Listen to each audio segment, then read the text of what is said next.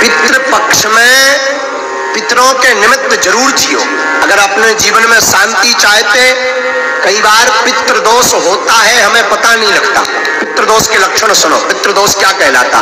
पितृदोष का मतलब है पितृ आपके पूर्वज मर जाएं, दादा परदादा दादी नाना नानी चाचा ताऊ मर जाएं और उनका विधिवत संस्कार ना हो या कोई त्रुटि हो जाए तो वो प्रेत योनि में घूमते रहते हैं और अपने वंश वालों को बार बार परेशान करते रहते हैं। कहीं शादी विवाह में रोक लगाएंगे, कहीं सत्कर्म करें सत्कर्म में रोक लगा देंगे, कहीं आपके घर में मंगल होने वाला हो उसमें कुछ अमंगल हो जाएगा, आप आगे नहीं बढ़ पाएंगे। पितृदोष की ये जो है लक्षण है, पहला लक्षण है। अगर पितृदोष लगा आपको तो पितृदोष अगर आपको लगा श्रीमान तो पहला लक्षण है कि पितृदोष में आपको सबसे ज्यादा मंगल कार्यों में रुकावट आएगी। अब पितृदोष अगर आपको लगा तो आप आगे नहीं बढ़ पाएंगे। पितृदोष अगर आपको लगा तो श्रीमान पितृदोष के कारण आपके घर में निरंतर कलेश रहेगा। कलेश जानते, लड़ाई। और पितृदोष अगर आपको लगा तो आपके घर में कभी भी धन संपत्ति नहीं रुकेगी। महाराज ये कैसे पता लगे कि ये पितृदोष है? तो सुनिए, बार बार स्वप्न में मरे हुए लोग दिखाई दें या बार बार स्वप्न में पूर्वज दिखाई दें अथवा बार बार भोजन करते समय भोजन में बाल निकले, सिर का बाल निकले, अथवा बार बार कोई भी प्रयत्न करने से सफलता प्राप्त ना हो, तब समझ जाना चाहिए कि आपके ऊपर पितृदोष है। और पितृदोष की निवृत्ति के लिए जो अभी वर्तमान में पितृपक्ष चल रहा है, ऐसे पितृपक्ष में हर वर्ष पितरों के निमित्त कुछ ना कुछ सत्कर्म करो, भगवत कथा करो, दान करो, ब्राह्मण भोज करवाओ, गरीबों को भोजन करवाओ, गौ को ग्रास खिलाओ। ऐसा करने से और पितरों को याद करने से पितृदोष से मुक्ति हो जाती है। लेकिन आजकल हमने देखा इसे कई जो है कम बुद्धि के लोग, हीन बुद्धि के लोग पितृपक्ष को ही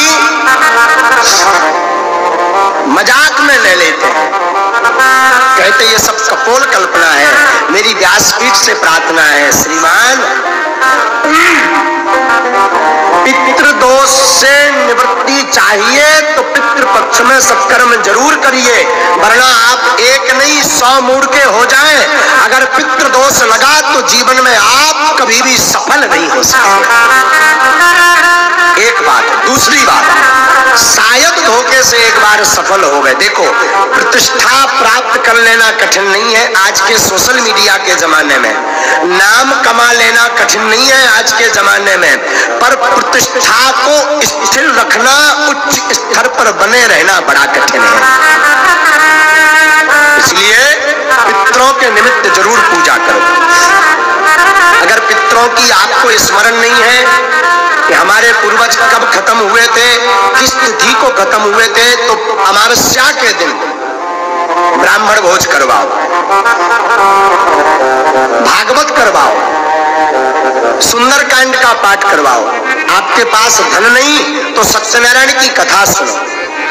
आपके पास बिल्कुल गरीबी है तो घर पर बैठकर पूरे परिवार सहित भगवान नाम का संकीर्तन गाओ। और ज्यादा गरीब हो, ब्राह्मण भोज नहीं करवा सकते, तो गौ माता के लिए घास लेकर के पितरों के निमित्त गौ माता को घास खिलाए, इससे भी पितृदोष से मुक्ति मिलेगी।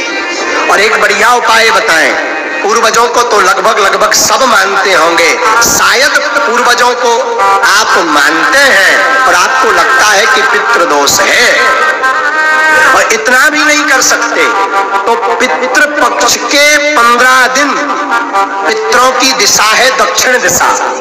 पूर्वज कहाँ निवास करते हैं? दक्षिण में। वैसे तो 15 दिन तक उनको जल दें, 15 दिन तक उनके नाम का दीपक रखें, 15 दिन तक दक्षिण दिशा में उनके नाम का भोजन रखें। लेकिन एक बात बोलूं, अतिशयोक्ति नहीं होगी। जियत पिता को दीनना नीर, मृतक पिता को हलुआ खीर।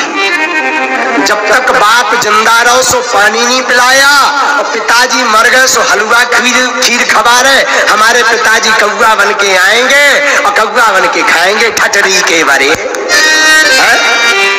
जब तक बाप जिंदा रहा तब तक पानी नहीं पिलाया, और मर गया तो कह रहा कौआ बन के आएगा। कौआ को अंग्रेजी में क्या कहते हैं? क्रॉप्स। हाँ, जो भी हो समझ जाओ।